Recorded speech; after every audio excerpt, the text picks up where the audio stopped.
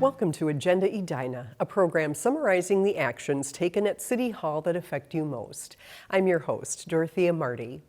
More than 2 years after going dark due to the pandemic, the historic Edina Theatre is welcoming moviegoers again.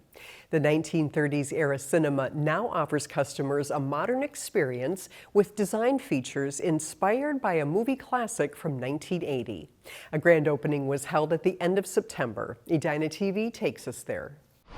The Edina Theatre has been a part of the downtown Edina for decades, for generations. This local landmark played its first film 87 years ago under the ownership of Mann Theaters. It survived a tornado in 1981 and later sold, but the recent pandemic nearly closed the curtains for good. And to have it dark was not a desirable outcome.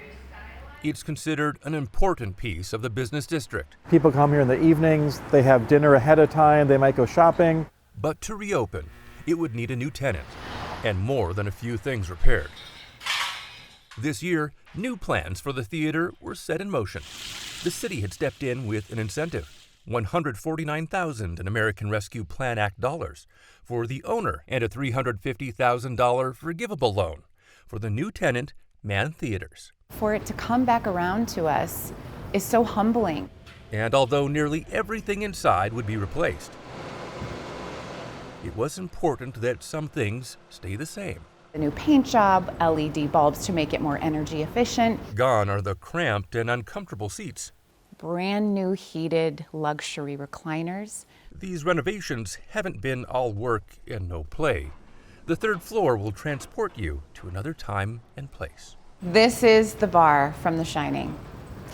If you remember the scene that Jack is sitting down talking to Lloyd, you're going to feel like you're walking up, sitting next to Jack.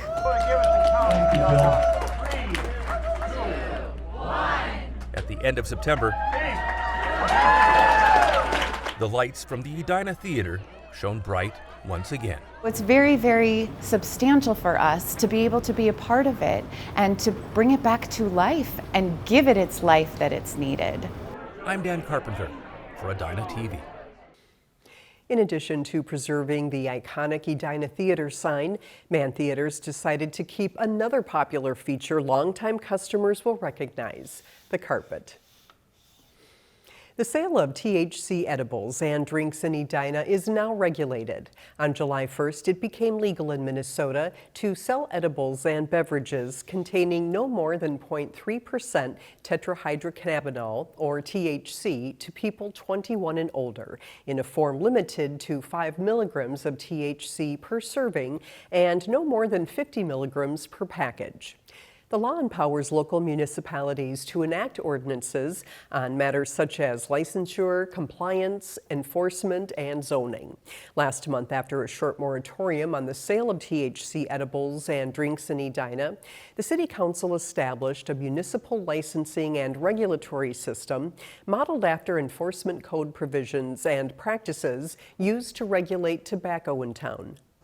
The retailers that are likely to sell these products are probably more likely to be places that already sell tobacco versus places that sell alcohol. Maybe that won't be true, but I think that's a logical theory, and so it makes sense to do something similar to how tobacco is regulated. Several other cities are also using their tobacco control approach as the model for controlling these new products on the market.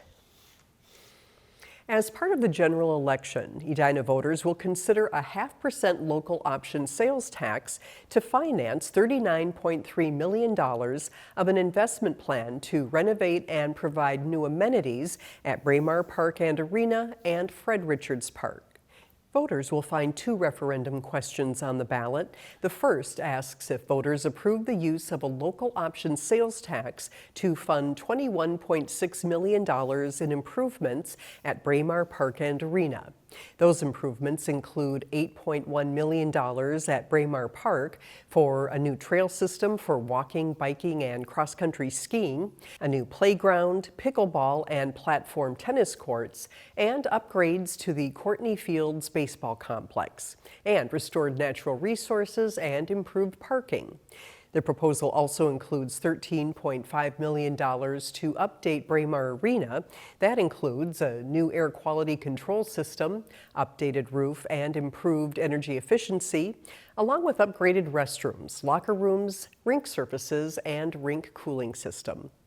The second question asks if voters approve the use of a local option sales tax to fund $17.7 million to transform Fred Richards Park from a shuttered executive golf course into a multifaceted park.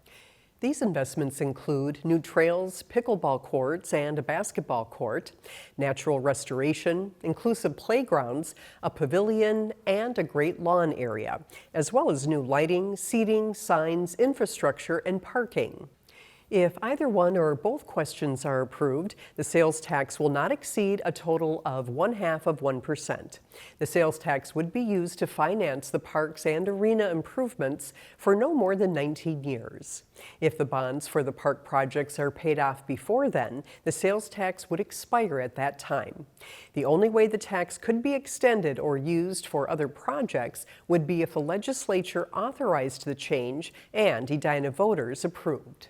Early voting for the general election is already underway. Thank you for watching this episode of Agenda Edina. I'm your host, Dorothea Marty.